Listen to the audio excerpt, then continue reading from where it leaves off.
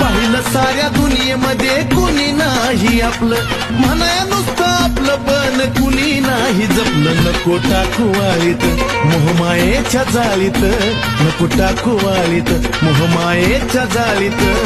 राहिल्या आयुष्याचं माझ्या नशीब तू लिहिव, राहिल्या आयुष्याचं माझ्या नशीब तू लिहिव. अगं येडा माय तुझ्या मला घरट्यात ठेव.